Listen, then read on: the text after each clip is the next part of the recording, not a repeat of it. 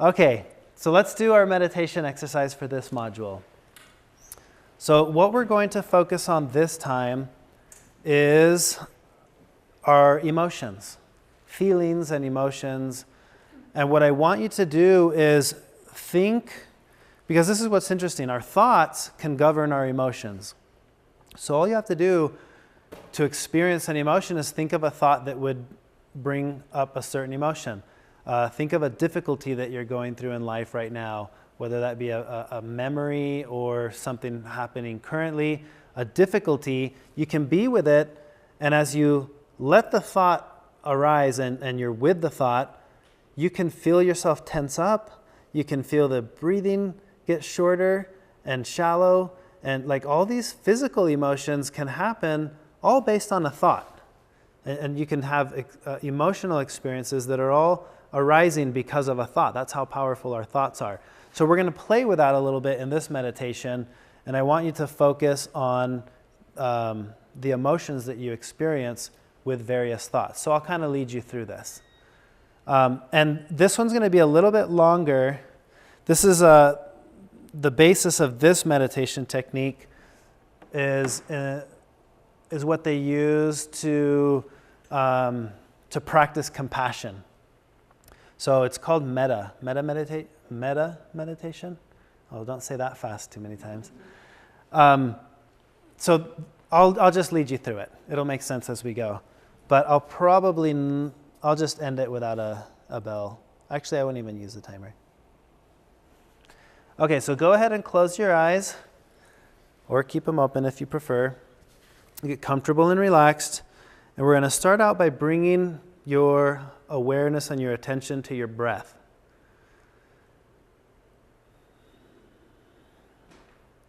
And I want you to be aware of the natural rise and fall and the rhythm of the in-breath and the out-breath. Just be with your breath for a moment.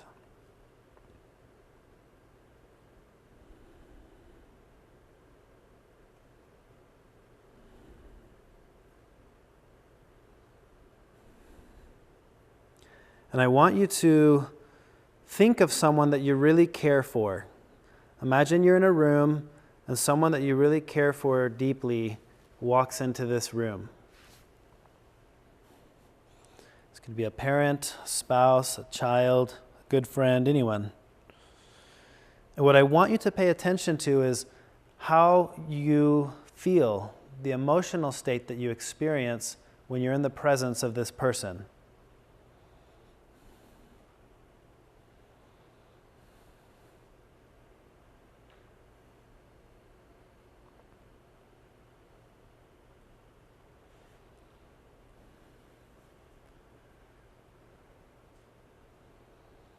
And I want you to imagine various life events playing out for this person. The day this person was born, what was that like?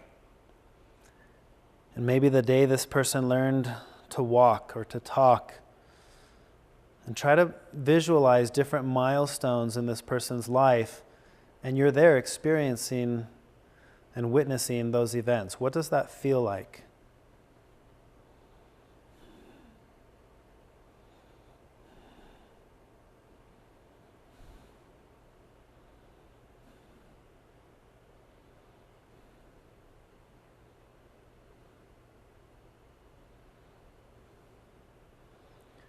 And I want you to continue playing different milestones in this person's life. Maybe a wedding day or a school graduation. Try to progress throughout different milestones of this person's life, and you're there and you're experiencing this with them. And try to be conscious of how you're feeling. What does it feel like, your emotional state, as you experience this with them?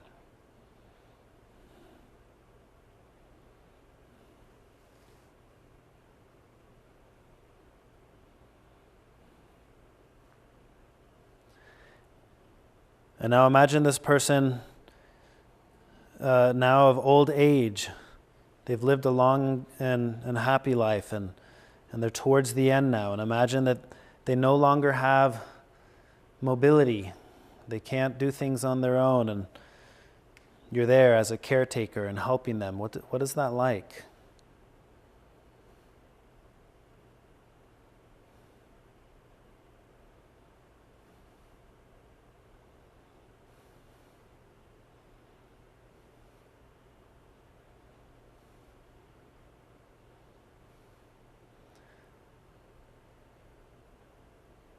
And I want you to imagine that you're at this person's funeral now.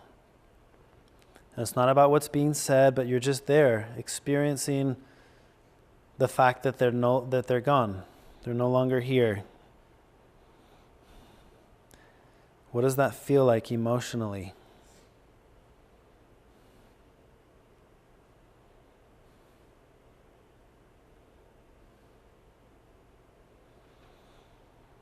And now I want you to bring your attention back to your breathing for a moment. And the physical sensation of just being here. How does your body feel?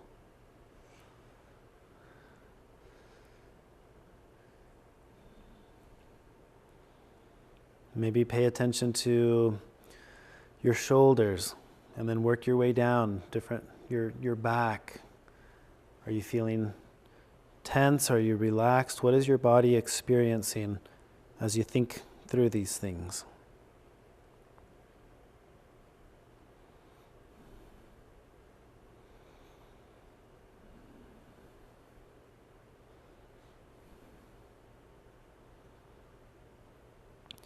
Now I want you to go back to that room where we started this. You're in the room, and now somebody who you don't know that well steps in, an acquaintance. Someone that you recognize, maybe it's the store clerk, the mailman, someone that you recognize but you don't interact with often. Someone neutral. And I want you to go through and play out the same scenarios of milestones in this person's life, working your way from the bottom, from young age to old age to death. And just play out these scenarios.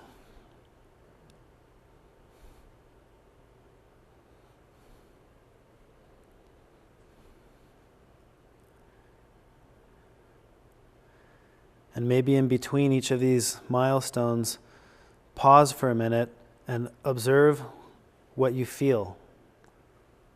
The emotions that you're feeling, the physical sensations, and just be with it.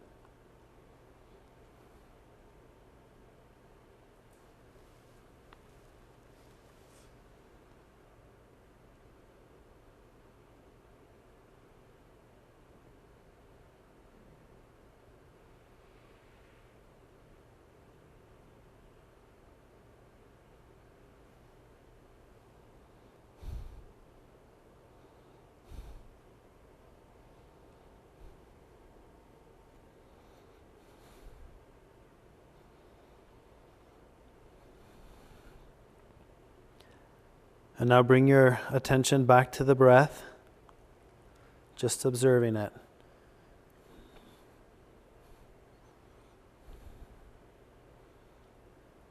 And to the sensations and the emotions that you're feeling or experiencing, and just observe in a non-judgmental, neutral way.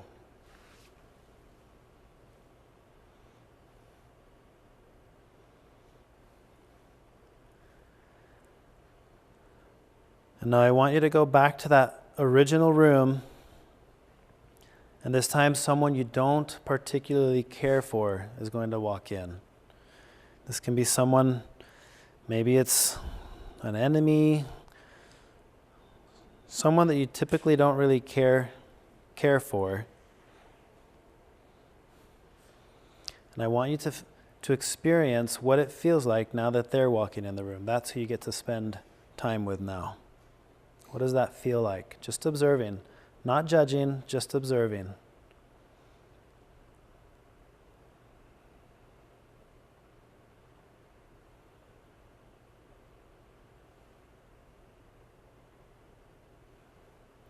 And I want you to imagine all the same scenarios you've imagined before, the milestones, starting with the day this person was born, taking their first steps, learning to talk.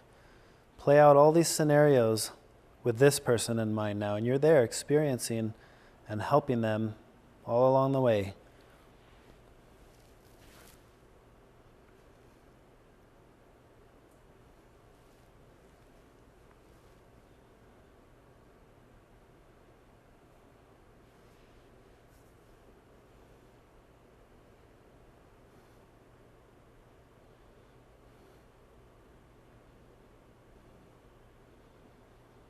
And imagine this person in their old age, unable to move alone, and you're helping them.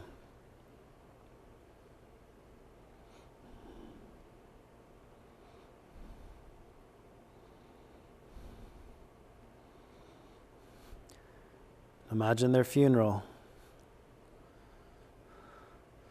And what does that feel like for you?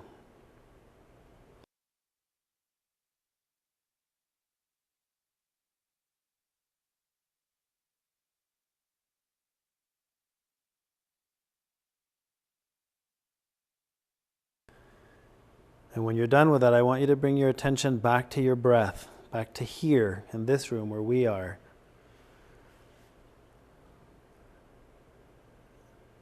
And your emotions, what do you feel?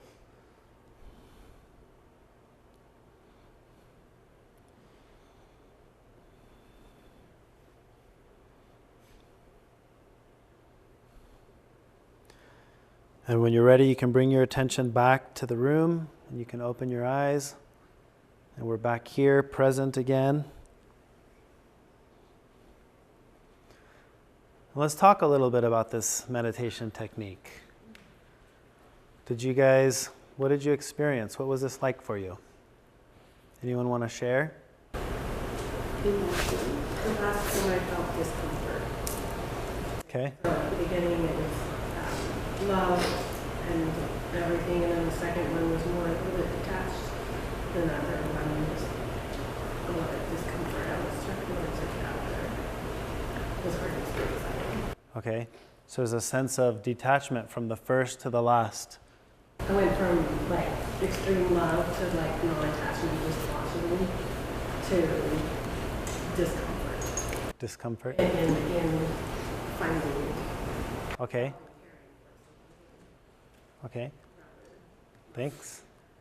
Did anyone experience anything different than that? Diane? I actually did.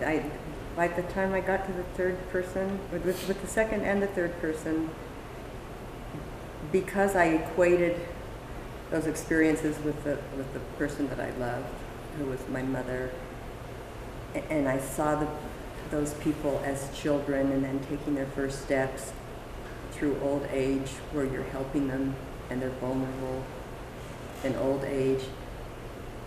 I didn't feel the anger that I thought I would feel. Mm-hmm. I felt I felt forgiveness and patience and understanding. Great. But maybe that's because I was hoping that that's what I would feel. Who knows what is good and what is bad, right? Anyone else? I kind of wondered, I didn't use my sister in my first example. Could my sister ever be as mean as this other girl, like when we got to the enemy, was to me, like going through the growing up stages? And that was like something I wondered, like, could she have ever been mean to somebody at school? I don't know. Maybe not. Yeah, it's an interesting thought. Anyone else? You guys mentioned emotional. I saw a lot of emotion in the room. Did any of you, like Diane, experience the emotion and the compassion carry from one to the next to the next? What was that like? It's interesting. It didn't. It was funny because it actually ended up being two people at the end. It was two different people, and there's nothing wrong, but I felt the same way once I saw them. And I have my issues with them, but I don't have a lot of animosity towards them. I just didn't understand the role that they played or agreed with the role that they played, and so it was more coming from a place of understanding, and I felt really neutral though. I didn't feel really too much of anything. Like when I approached the room, like when you had us go back into the room and see those people entering, my body went numb. I felt some kind of numbness, tingling, but then as I progressed through, by the end I felt really neutral. Okay, thank you. Anyone else? I felt it carried from the first one to the second one, but the third one I really was surprised, and it made me, I felt like I was supposed to feel compassion, but that was the intention of the exercise. So that if I didn't, it made me turn sort of introspective. Wow, I really dislike this person. Why do I dislike this? What is the root of it in me that makes me like work wounds and I feel like here? Yeah. Thank you. Kyler? The third person, I hate to say it, but I kind of felt happy if they just died. Going through that process, I felt really bad. That's like a funeral. So like I understood them better at this point. Okay. I like that. Thanks for sharing that. How many of you think that there's someone out there, if they did this exercise, you would be the third person? Yeah. Isn't that interesting? So the objective of this meditation, like most, it's not that there's an objective, but it's a tool. It's an exercise where, in this case, what you're trying to practice is the understanding of interdependence, meaning I'm just like you and you're just like me. And from your perspective or from my perspective, you might be neutral to me, you might be someone that I'm drawn to, or you might be someone that I have an aversion to. But that's based on my perspective. And when we spend time doing a meditation like this, the reason you start with someone that you care for is because it can evoke feelings of compassion and kindness. And then as you project that on other people, what you notice, the only thing that changes it is the picture of who it is. Because the events are the same. But because I know who number 2 is and I know who number 3 is, my emotions change. So that reminds us of the impermanence of emotion, right? I could tell you this whole story about someone who was really sick and then he was in the hospital, and as I tell you the story, you might be feeling compassion until the end where I say, and it was Saddam Hussein. Like, oh, okay, well, now I don't care about him. You know, that's how impermanent our emotions are because they're contingent upon so many other external factors. Memories, stories, experiences, associations with things. And the purpose of what you do with meditation, you're trying to draw out of that experience the understanding that at our root we're the same. We all are born, we all go through milestones, we all experience suffering, and then at the end we all die. And it's a neutral thing. It's just, it's part of the experience of being alive. We assign meaning. The people that we care about, they get a lot of compassion. People we don't really care about, maybe they will, maybe they won't. People that we don't like or don't care about, they might not get any. And it's not that this is good or bad. It's not that you're supposed to feel one way or another towards these people. It's just an introspection into how interesting. That's the nature of emotion. And this is one that you can practice over time. I know for me, I've never had an enemy. I've never had problems with. I've never been in a fight. I've been very laid back my whole life. And it wasn't until my adult life that I was forced into a circumstance that made me feel anger. And I had been really hurt by someone. And the person involved with this hurt was who I imagined as the third person. And I didn't want to feel compassion towards this person. And like Kyler kind of mentioned, it's like, oh, I like that last milestone. That was a nice one. And over time, I've practiced this. And during the meditation, nothing special happened.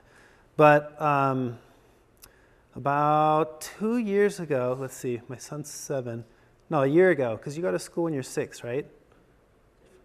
5 or 6. So whenever that was, my son is getting on the school bus. He's running with his little backpack, and I'm just like bawling. It's like, that's my little boy. I don't want him to grow up. And it hit me in that instant that this guy that I hate was that little boy at one point to someone. And that was powerful for me. It wasn't because I'm supposed to feel compassion for him, but out of the blue, in a moment of mindfulness, I was thrust into experiencing what his dad probably felt for him. And I thought, how can I hate someone when someone loves that person the same way I love my son? And it was a powerful experience. And I've held that with me, and I've let go of all of that anger and hatred for this guy ever since then. Because he's just like me, and he's just like my son, and I'm just like him. And it was a powerful experience. And that doesn't take away from what happened. You know, it doesn't mean, okay, do that again. It doesn't mean that. It doesn't mean that at all. But that situation no longer owns me. And that's what non-attachment is about. Remember I mentioned before, non-attachment isn't about not having things or not attaching to things. It's about not letting those things own us. And anger and hatred are very strong attachments. You know, we all know someone who you can offend and they'll hold on to that for years. It takes a long time. And that might be you. That's a form of attachment. And what I experienced with this specific example and going through that with that guy was freedom. That's the definition of freedom. His actions against me at one point in my life no longer control me. They no longer own me. And from that moment, I've been free, completely free of anger, of resentment, of hatred. It's just become neutral. It's an event in the past, and that's all it is. And that's one of the purposes of that form of meditation. So, that was a long one. We're going to jump into this super profound question. No, because remember, we're talking about interdependence now. And I mentioned before, in terms of time, all things are impermanent because all things are changing. So it's always now. Now, in terms of space is what we're talking about next. All things are interdependent. It's always here. And I can look there and I can have all the desire in the world to stand there, but the moment I do it, this is now here. And I want to stand there. You can never get there because there's only ever here. Okay? So what does that have to do with a car? Well, let's talk about that. What is the car? If you look at that, what is the car? It's the whole thing, right? So what if I did this?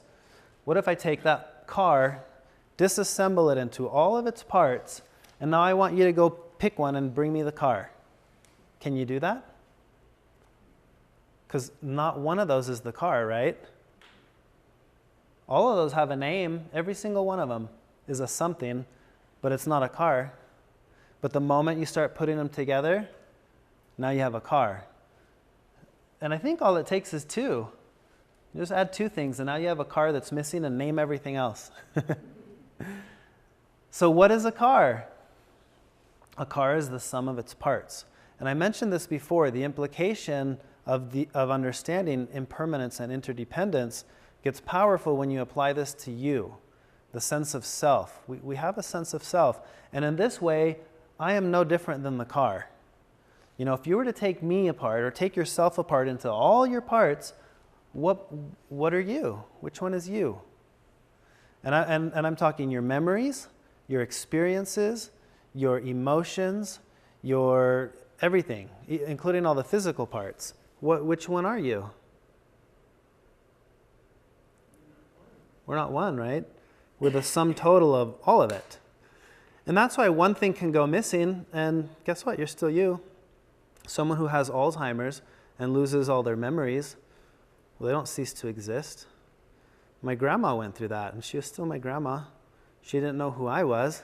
She thought I was my dad. But I still went and visited with her every day, and to me, she was my grandma. She didn't even know who she was. So we're not our memories. We're constantly building new ones, right? Because remember the interdependence, the nature of change. So we can't pin it on something permanent and be like, I am my memories. Well, which ones? Tomorrow's memories or yesterday's? You can't get in an accident and lose your leg and be like, oh, well, you're not you anymore. But it can feel that way. Now imagine if your sense of identity is very intricately connected with what you do. Let's say you're an Olympian, a sprinter, and you lose your legs. What's that gonna do to you? Or you're a singer and you lose your voice. Or, I don't know, there are all kinds of things you can do. But do you see how if your sense of identity comes from one of the parts that makes you you and you cling to that one, do you see how that can become problematic? Because then there's attachment. What I am is I am this, whatever this is.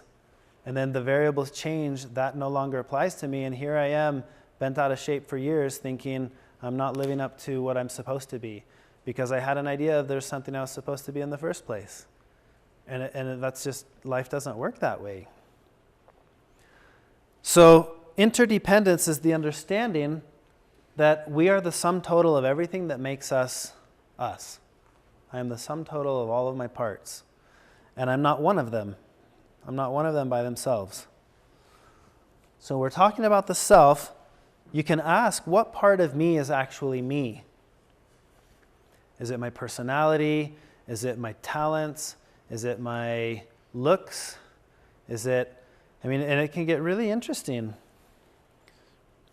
And when we identify the sense of self with me, then other things fall into that realm. My computer, my presentation, my ideas, my beliefs, my whatever. And that's not necessarily a bad thing because our sense of identity comes from all of this, right? But we attach to the labels and parts that make us who we are, but we're actually none of those. So what part of you is actually you? What would the answer be to that? What's that? Me. Yeah, I'm me. My wife and I were on a tour, a Mediterranean cruise, and when we stopped in Israel, we did all the sightseeing. We went and saw all the things you're supposed to see in Israel and Jerusalem. And then we went to Bethlehem, and you had to cross through this gate because it's Palestinian controlled, and then we were on a new bus with a whole new tour guide, and we had already spent hours with our tour guide, and I love history, and I love philosophy, and I'm asking our tour guide all about Jewish history, and he was telling me everything. So the moment we get on the new bus, and now we have a new tour guide, I wanted to know who he was. So I said, I forget his name, but I said, so who are you? Or no, I said, what are you? I said, what are you? And I was implying, what religion are you? Well, he just looked at me and smiled, and he said, what do you mean, what am I? I said, yeah, are you Muslim? And he just started to laugh. He's like, I'll tell you what I am. I am a human being who lives in Bethlehem. I was like, oh, well, that was the end of that discussion. But that stood with me, that stuck with me. And I thought, well, of course, what else could he be? Anything else that I would attach to him creates an image. It carries baggage. He could have answered many number of things. He could have said, I'm a Christian who lives in Bethlehem. Well, now I've got a whole image of what that means. He could have said, I'm a Palestinian who's Muslim. That would have had a whole nother attachment of baggage that I would have put on him. And he didn't want any of it. He wanted to just be him. And his answer did that because I couldn't put anything on him. And I thought, that's what we do. We have our labels, and our labels mean things. And the moment we use them, sometimes we want them to mean things. So I'll use a label because I know what that means to you, and now you give me that label, and good, and I'm good. But that's not always a good thing, and it can be a bad thing. So let's talk about this, because a big thing in Buddhism we've talked about is this concept of no self. And they say no self, no problem. And this is the philosophical concept that there literally is no self. There's not it's like the car parts. There's not one that I can single out and be like, here you are, this is you. There's no permanent identity or existence. There's only a continual process of moment-to-moment change. So that means we are a process of continual becoming. Like the parts of a car, we cannot point to one thing in ourselves and say, there it is, there's me. Because we're made up of various parts, all of which are impermanent. I said this, it's our memories, our emotions, the experiences we've gone through in life, our DNA, our genetic makeup. It's all impermanent, and it's constantly changing. So what do we find when we can't find the self? We find, this is what we call in Buddhism, oneness with all things. It's interdependence. What we find is that this sense of self that I've been experiencing in life, thinking, here I am, there's me, and then there's life, is that I've never been apart from life. There's life, and I am part of it. I am a part of it. I'm a part of everything that is. Instead of isolating myself from everything that is. Because that's our tendency. With a strong sense of self, there's a disconnect. There's not oneness. There's the opposite of oneness. And what we're trying to understand is, but you're not independent from all the things that make you you. And we talked about this earlier, the idea that I am the way that I am because of where I live and when I live and the society in which I live. All these things are brought on me. I have no choice. You know, even, I mentioned this, the language that we're speaking, I didn't choose that. And yet I have no other way to communicate what I am without the words that were given to me. I didn't choose these things. But it makes sense to me because I'm a part of it, everything that is. And I can operate inside of that. So the sense of no self, no problem, ultimately leads to this. When a man no longer confuses himself with the definition of himself that others have given him, he is at once universal and unique.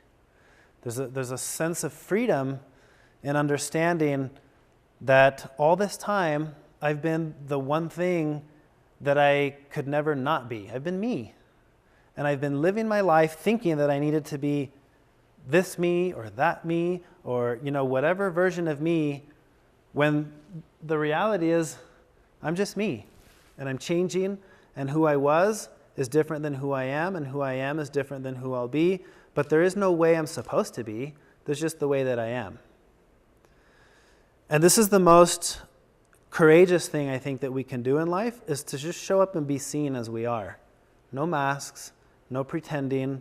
I'm just me. And to allow you to see me, to me is an act of courage. And I think an act of love is to reciprocate and to see someone and allow them to just be who they are. It's easy to look at someone and say, well, there's who you are and who I think you should be. We do that all the time. I think we do that as parents. We do that as siblings. And yet, why would we want anyone to be anything other than what they are? You're you. And guess what? You're the one thing no one else in the world could ever be. You're you. There's a thought that I've heard, and I really enjoy it, and it says, the only limitation of the rose is that the rose can't be a daisy, but the rose doesn't care, so it's not a problem. Right? The rose is free to be the rose, because that's what it is. And you don't look at a rose and think, oh, that one's not the right rose. You're supposed to be a little less red. We don't do that. We don't do that with nature. I've always thought this is why we enjoy being in nature, because you go there and you allow it to be what it is, and it allows you to be what you are. There's no judgment. Nature doesn't say, hey, you brought the wrong backpack. You don't look good in a yellow backpack. It doesn't do that. And it definitely doesn't say, hey, come back when you're in a good mood because I don't want you around here. It doesn't do that. It's one of the places where you can go and be with other life, and there's no judgment. It's completely neutral. I was on a hike with some friends up in Park City, and we came across this part of the trail where there was this tree that had this bend that just went like that and then kept going. It's like someone put a horseshoe in it, and the tree grew around it. I don't know how that happened. But what I noticed is we all stopped and took pictures, and it was this cool, unique thing. And as we continued hiking, I thought, what if why don't we do that with people? With people, it's the opposite. It's like, oh, this one, oh, there's the bad one. You're different than everyone.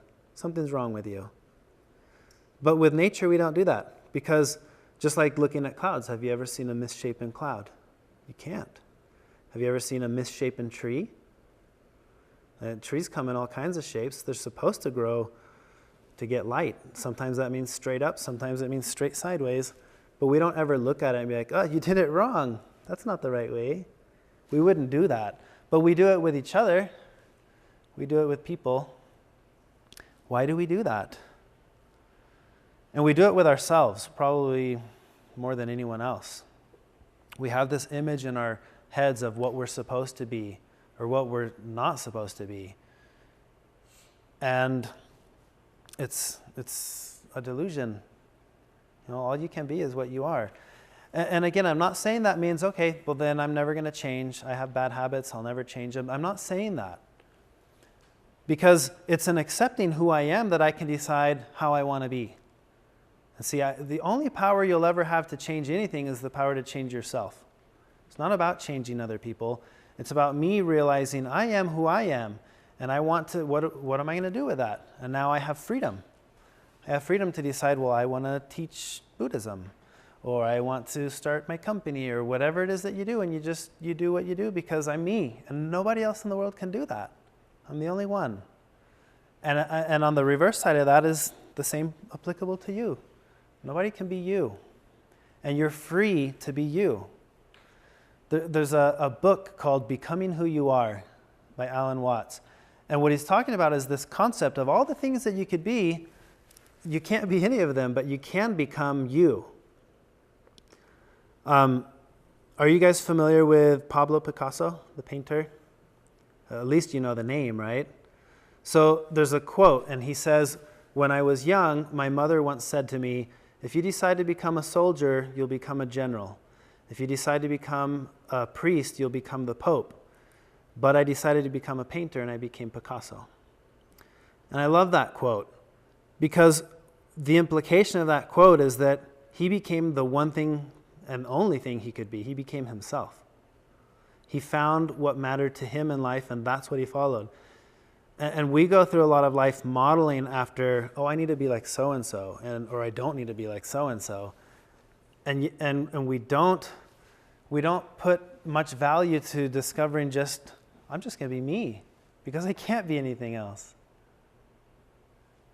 Okay, so that is, let's talk a little bit more about this. I want to talk about meaning versus cause. So I think the biggest misconception of all Buddhist terminology is the concept of karma. What do you think of when you hear karma? Pay it forward, okay. What goes around comes around, yeah. That's what we typically associate with karma, right? Is that how the world works? Sometimes? Sometimes does it not work at all that way? Yeah.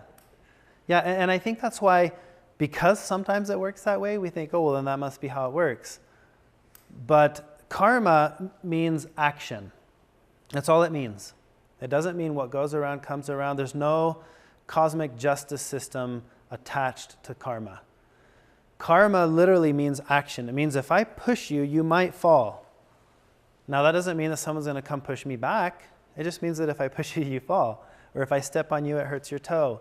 Or if I rob a bank, I go to jail. Like all of that, all of these things happen because there's cause and effect. Cause and effect, cause and effect. Remember the do happening. And your freedom lies within the understanding that whatever's happening, you can do whatever you can within the realm of what's happening, and whatever you do causes more action. So this is a chain. It goes on and on and on.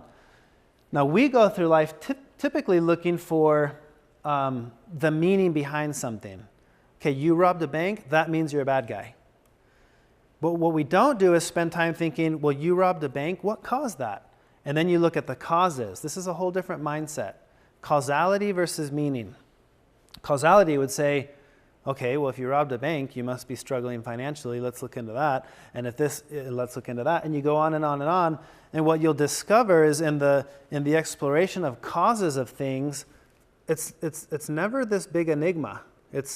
There were causes that have causes that have causes, and that's it. And in that sense, we're no different. If you were subjected to the exact same causes of the bank robber, all of them, you would be the bank robber. Does that make sense? Okay, so that's cause versus meaning, karma. I talked about this. That's what we think karma is, right? You knock that down and it's going to come back and get you. It doesn't work that way. And at the same time, if that happens, it is karma. Karma is the reason, right? Because action leads to action, to action, to action. It happened to come back to him, but it doesn't mean it will. Because good things happen to bad people, bad things happen to good people all the time. So what we're looking for when we talk about karma, we're just saying karma means there's a reason something happened. So, for example, and I think this is you can see this in science. You know, imagine the mindset of causality versus meaning. 10,000 years ago, a volcano erupts. You can say, what causes that? Or you could say, ooh, so-and-so must be mad, we better cut off another head. Do you see the difference? Where searching for meaning versus exploring the causes. Buddhism is very focused on causality. It says all natural phenomenon has its causes and conditions. All. What that means is that no matter what happens, everything has a cause and a condition. And that's the understanding of interdependence. So the implication with that is that I can take any situation and break it into its causes and conditions. Now, where it gets tricky is we don't have the mental capacity to break things down into all of their causes and conditions. We just can't.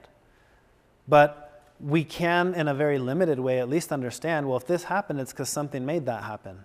You know, you see fire, and you know, okay, either lightning struck or someone lit it. Nobody ever just says, ooh, fire, how did that happen? Well, maybe they'll wonder how it happened, but nobody sits there thinking, it's a miracle, fire, it just came out of nowhere. There are causes and conditions to all things. All natural phenomenon has causes and conditions. Now, where this gets powerful is when you start to apply this type of thinking to your day-to-day experiences. Remember, we talked about stimulus and reaction. So you're driving, somebody cuts you off. You can pause for a moment and think, rather than just assigning meaning to that event, meaning is, that guy's a jerk. That was an easy meaning to attach. Now, if you change your mindset to causality, there are causes and conditions, you could sit there and think, I wonder why this guy did that.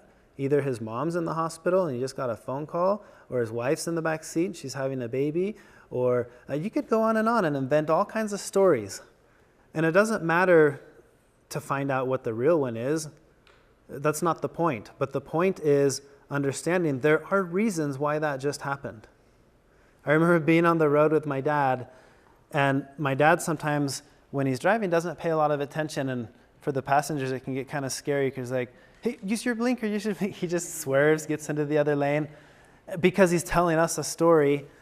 And I know my dad, and he's the kindest, nicest guy, and he swerved, and this car behind us just went furious and started honking and passed us, gave us the finger, and then left. And I was thinking, if you knew my dad, this wouldn't have been a big deal. You'd be like, I'm sorry, or I don't know what they would. If you knew him, you wouldn't be mad. You'd realize it was a complete mistake. But we're always in that other role, and things happen, and it's so easy for us to assign meaning. That's what we do. But causality is trying to change that. It's trying to get us to see things differently. And there's not a purpose behind it. It doesn't mean that now next time someone cuts you off, you're just going to smile and be like, thank you. It doesn't mean that. But you don't have to attach the emotion that you're going to experience right away. You can just pause and be with it. And next time that happens, because it will happen, it might happen on your way home, you're going to smile. You're going to be like, that's funny, he said this was going to happen. And you're going to say, I wonder why that happened. And then you're going to realize, I have no way of knowing why that happened. I can't know unless I pulled him over, and he might not even know why he did it. And I'm assuming it's a he. But so that's interdependence. And there's another aspect to interdependence I want to talk about. So what do you guys see there?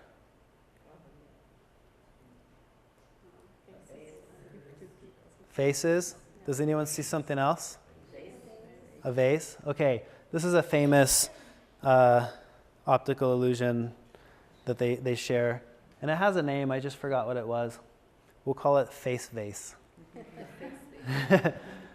The idea here is if you focus on the black as the thing and white as the background, then you see faces. If white is the thing and black is the background, then you see the vase. But you can't see them both at the same time. You can switch back and forth really quick. Now I see this, now I see that. You can do that, but you can't see them both. That's one of our limitations as human beings. We construct a reality, and then that's how we see it. So then what do we do with that? Well, you can have a slightly more loose grip on reality when you look at reality knowing, well, that's what I see, but I know that others see that. Okay? So there's a concept in Buddhism that comes as a conclusion of the whole concept of interdependence and impermanence, and this is what we call emptiness or nothingness. And the trick with nothingness is that nothing is something. Where typically you'd think, and we talked about this earlier, that in our Western culture, there's the thing, whatever the thing is that we chase after, and then there's the opposite of a thing is like that emptiness or nothingness. And you can get this just like looking at the universe at night. Go out and look at the sky. Typically you see the thing or the stars, because we know those are stars. And then everything around it is the nothingness. But nothing is something. So let's take this, imagine this is a vase for a second. What Buddhism is saying, or mindfulness, the mindful view of a vase is that the utility of the vase happens because of the empty space. You know, the object itself, the thing that's the thing is the outline, but inside it's empty, and that's the only reason that thing is useful. So it's that emptiness or nothingness that is intricately connected to the somethingness. So nothing and something become the same. Is that confusing? So imagine a vase that doesn't have an empty space. Can you do anything with it? Not as a vase, right? Maybe you could use it for something else. Or we go back to the example of music. I talked about music, and music is full of empty space, isn't it? Because how do the notes work? What's in between all those notes? Yeah, empty space. And sometimes that's what makes the music so beautiful is it does this and then pauses and then it goes again. So this is where that emptiness or that nothingness becomes a pivotal part of how it interacts with the somethingness. So interdependence, from the Buddhist view, what it's trying to get us to understand is that we see the world in this or that. And the dichotomy of dualistic thinking is there's self and then there's other. There's good and there's bad. There's whatever you want to take and split it. Non-dualistic thinking is saying all things depend on each other. You can't have one without the other. You can't have something without nothing. You can't have nothing without something. The only reason nothing even means anything is because it's compared to something. So you can't have one without the other. You can't have black without white. You can't have good without bad. So, and this is where it becomes problematic because we want one and not the other. We want to win without the risk of ever losing. We want things to be good and not be bad. We want to have happiness without experiencing sadness. And it's in that dualistic thinking that we're going to run into all of our problems. Because what if you could approach life with the perspective of, I'm ready for whatever it is, whatever it's going to throw at me. And I know that means there will be days when I'll be sad, and days when I'll be hurt, and days when I'll be angry. And I'm okay with that because there will also be days when I'll be happy and days when I'll experience joy. And it's all one in the sense that you can't separate them. You can't have one without the other. That's kind of the whole that's why we say when you get it, it's that you get that there's nothing to get because you can't separate any of it. So then what are you left with? All of it. You're left with all of it. And there's freedom within that space to do stuff. Questions? All right. Okay, so the culmination of this, as I mentioned before, is that it's always here. There is a concept. There only exists in reference to here, but the irony is that there is only here. And my here is different than your here, and your here is different than your here, you know? But it's only ever here, and it's only ever now, and it's based on my perspective. So that's the end of our discussion on interdependence. And what we're going to talk about next after our break is acceptance and non-duality and non-attachment. I'm going to try to start to tie all of these concepts together in a way that hopefully makes sense. And if it doesn't mean anything. I always tell people, and they're like, so what do you teach? I say, I teach nothing. Literally nothingness. And they're like, well, what's that? Like, it's actually a lot more profound. I'd have to explain a lot more to get to that. Okay, so we're going to take a break till 2:45. And at 2:45, we'll jump back on acceptance and non-duality.